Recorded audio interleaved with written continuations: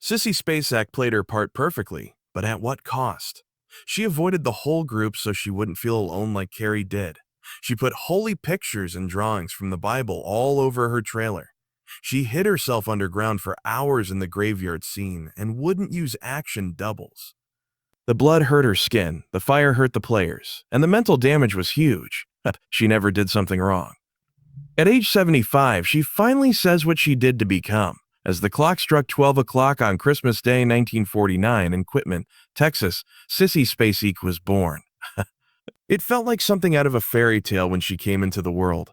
Emwin, her dad, was a county agent for Texas A&M for almost 30 years. Virginia, her mother, had English and Irish roots. There was Moravian Czech and Sudeten German heritage on her dad's side.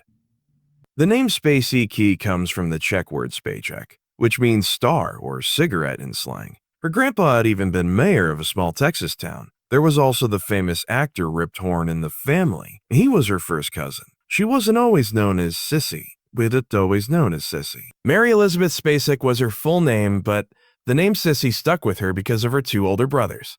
That name came about because of love. It stuck with her all the way to Hollywood from their cozy Texas home. There, it became who she was. She went to New York when she was 17 to try to become a singer. She went by the name Rainbow and put out a song that was mean to John Lennon for having a naked record cover. It didn't work. The thing started to change when she gave up the stage name and started going by Sissy. Early on, Sissy loved being on stage. She sang and danced in her first talent show when she was only 6 years old.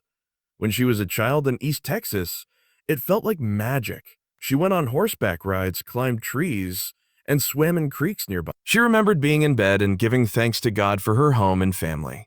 Her ideas were taking shape, but she didn't want to be anywhere else. A nearby dancing squad made her love performing grow. The fire started in a movie hall in Mineola. Her mind went straight to the movie, Come Blow Your Horn, as she watched it. When her cousin Rip Torn came to visit, it made her love for him even stronger. She would ask him everything about making movies. Her high school years were filled with fame. She was a cheerleader, a majorette, and the homecoming queen. It was impossible for anyone to have predicted that this smart Texas girl would one day scare everyone on TV. With 26 years of age, she played Carrie White in the 1976 scary movie Carrie. The prom queen went from being a nice girl to a telekinetic monster. It was scary how things changed. People who review movies couldn't believe that someone so soft could be so strong on screen. The reason she was nominated for an Oscar was more than just talent. Robbie, Sissy's brother, died of leukemia when she was 17. He was a rock star on the track when he was 18. It was the most important thing in her life, she said. She went to live with Rip Torn and his wife in New York while her dad was sick. When she got back to the city after Robbie's death, she felt empty, but something changed. Having that much pain made her brave. She later said that after going through something like that, nothing else scares you. She still felt his presence after many years. I feel him very much in my heart. Her mother told her to fully grieve for him and then get better. That's what she did. That pain gave her strength. She still wanted to make songs when she got back to New York. She put out John, You Went Too Far this time when she was 19. The words were beautiful and to the point. She didn't like the naked picture of John Lennon and Yoko Ono. It didn't make the charts. She didn't give up after Roulette Records dropped her. The Lee Strasberg Institute is where she learned how to play. She learned how to use real pain to make herself feel things. She did well at a test at Decca Records, but they didn't hire her. People said she sounded too much like Loretta Lynn. Her sense of irony wouldn't dawn on her for years. In 1972, she got her first big movie part. In the prime cut, she played a girl who was sold into sexual slavery. It shocked me. The scenes were pretty gross.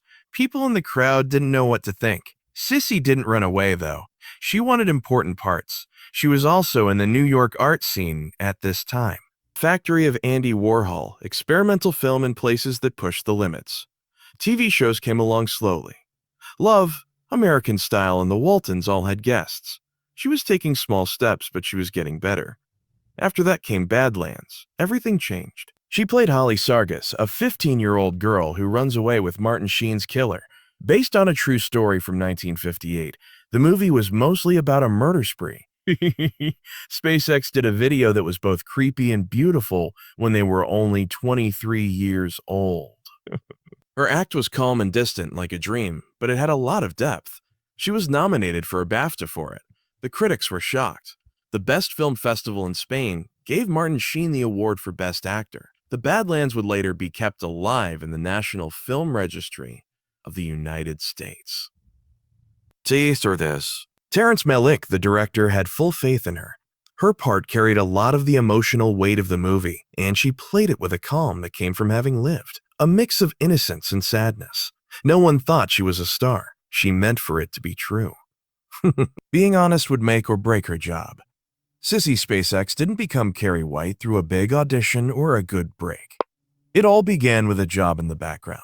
Frank De Palma made the low-budget movie Phantom of the Paradise in 1974, and her husband, Jack Fisk, was hired as the art director.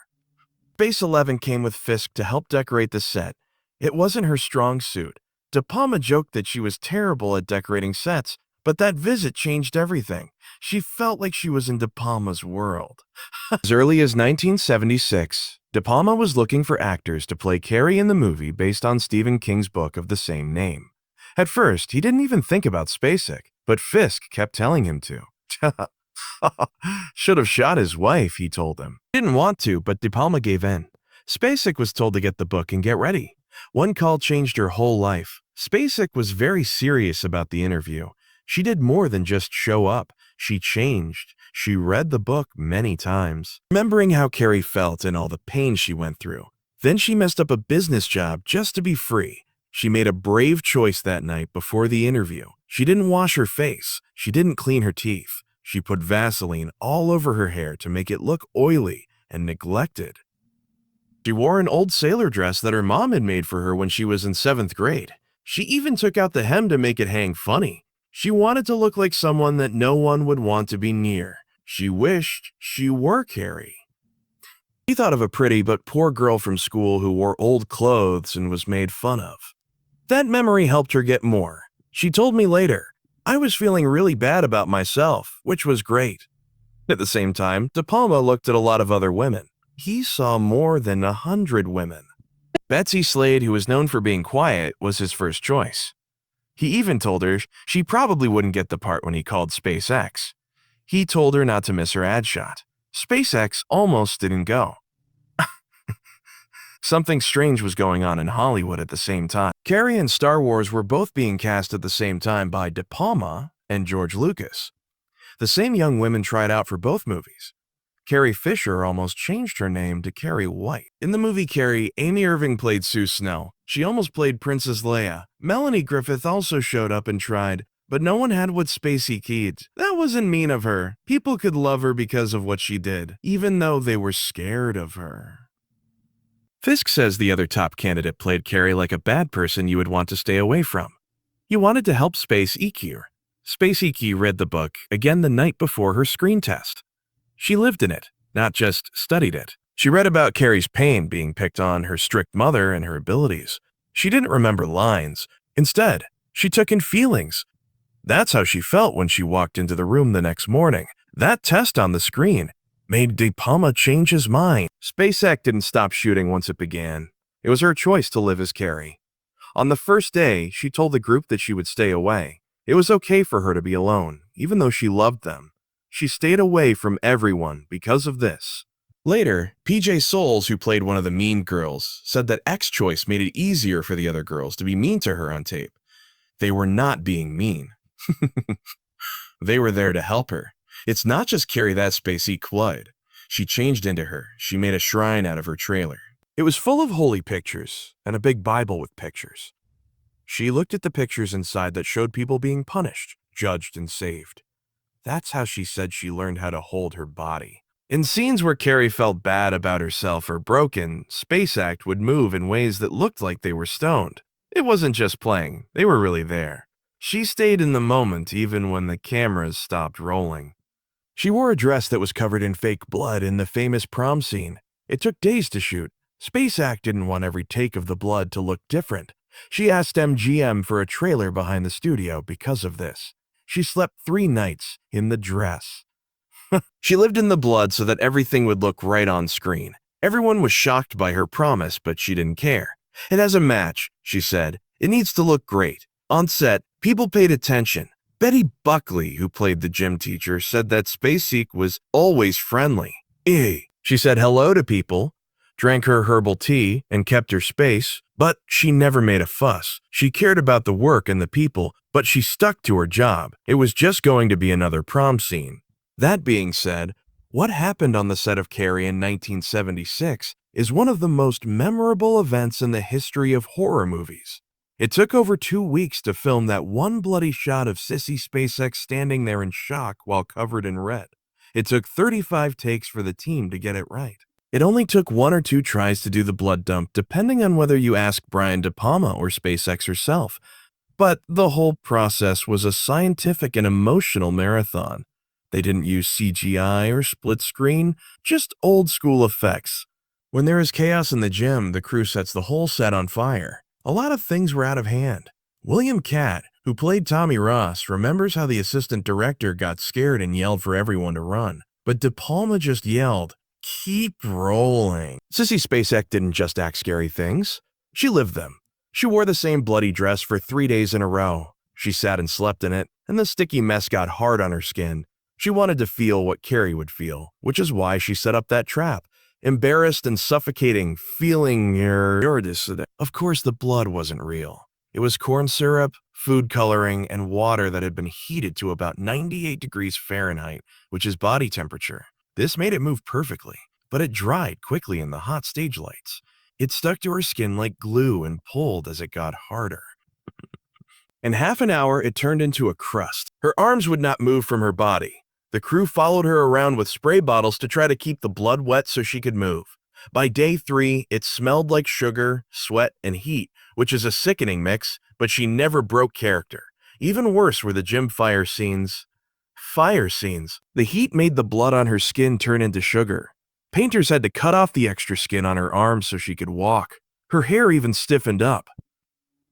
Crew members had to comb it strand by strand because it wouldn't move on its own. In one scene, the sugar made her hair so stiff that it looked more like plastic than hair from a person. But the strangest part?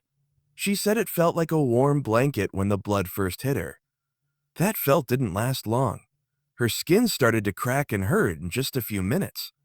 It hurt to touch her because her arms were stuck to her body. Between takes, no one could get rid of the blood. It was not possible to make the splatter again in the same way. The blood did not come from a machine.